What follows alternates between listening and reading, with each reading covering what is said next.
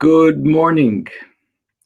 Have you ever heard somebody say, I'm not very good at doing good deeds, at performing a mitzvah, at being an activist, but I want you to know I have a very holy heart. I have a very spiritual soul. So whilst I'm sure you're right, you do have a holy heart and a spiritual soul, but you're making a mistake.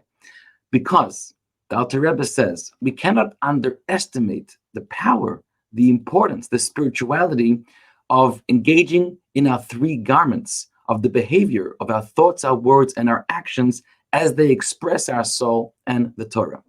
Because garments, spiritual garments, are not like physical garments. Physical garments, my clothing, is not really me, and it does not express the true me, meaning I can take them off, I can put them on. They're not as important as my true identity.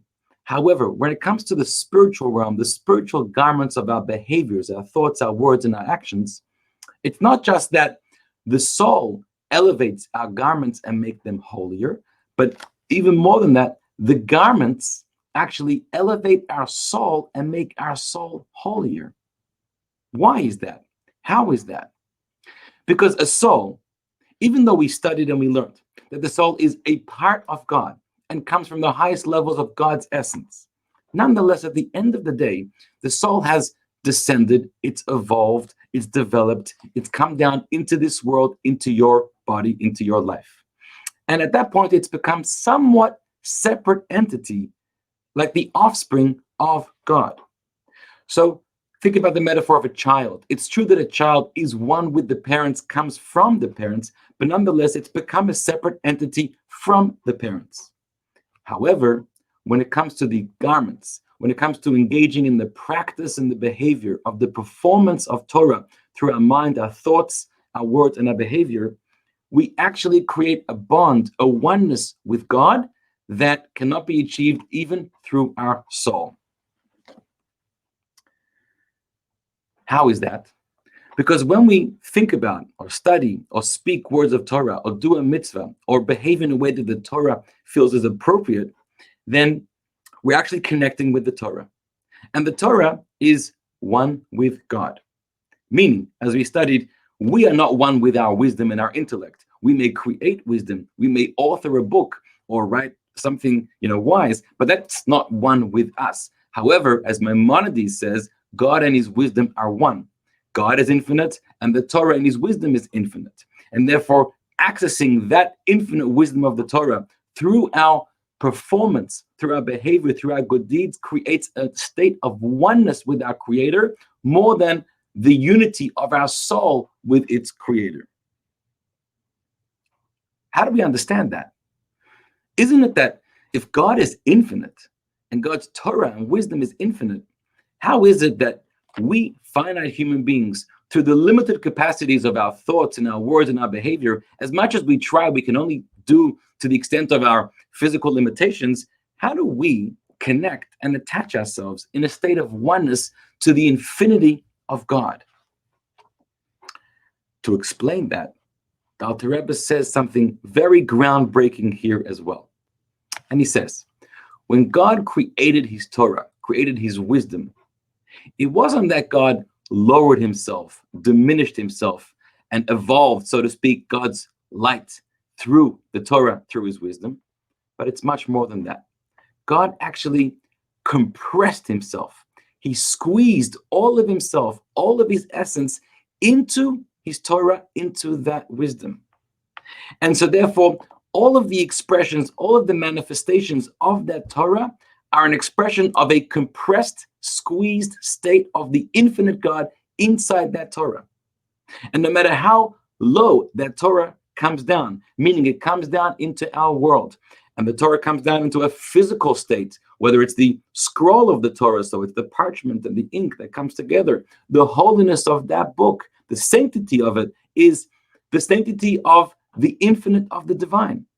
And then the Torah expresses itself through all kinds of physical acts and physical mitzvot. Almost every mitzvah includes a physical act, whether it's blowing a shofar, a ram's horn, or putting on the tefillin, or giving charity to somebody else, or eating a Shabbat meal. No matter the kind of physical activity you're involved with when you're observing and connecting with the Torah, that act is actually connecting with the compressed infinite essence of God inside that Torah. So even though we normally say, and it's logical, that les machshava tfise beklal, no human thought, no human behavior can truly grasp the infinity of God. However, through doing our best in our study of Torah, in our words, the way we speak, and in our actions, if we're giving it our best, then we're actually attaching ourselves, holding on to the very essence of Torah inside our minds, inside our mouths, and inside our bodies. Which is why there's a beautiful metaphor of Torah. One of the metaphors of Torah is light. Light is a very common metaphor for something spiritual. And it's a beautiful concept because the way the light shines expresses the source of the light. So Torah is a light of God. But at the end of the day, light, the further that it shines, the more diminished its intensity, its power becomes.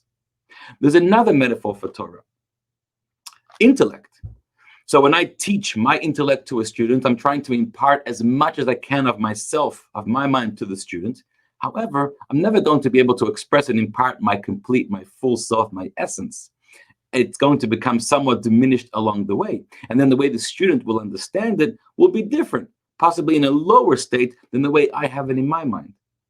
But then there's a metaphor for Torah of water.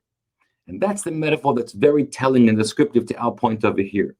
Because water, as it comes down from the skies and from the heavens, and it comes down all the way to the top of the mountains, and then it flows down in the streams, and then it comes down to the bottom of the earth, and then it seeps into the ground. No matter how low the state of the water becomes, the water always remains the same. It doesn't change its form. It's the very same water down here that it is up there.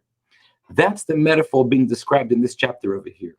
And so the Torah is like water, and the infinite essence of God somehow, we can't really understand this, but was able to be compressed and squeezed into the Torah, coming all the way down into our world. And so engaging in behavior, in the performance of our connection with Torah through study, through our thoughts, through our words, and through our mitzvah deeds, actually unites itself in a bond with the infinite essence of God, much more than our souls will ever be bound up with God. And so therefore, never to underestimate the importance and the value of not just feeling holy and having a holy heart and a spiritual experience, but rather throwing yourself into the actual performance of the Torah and the mitzvah, because in that way, you truly become one with the infinite essence of the divine. Have a great day. Make it very special.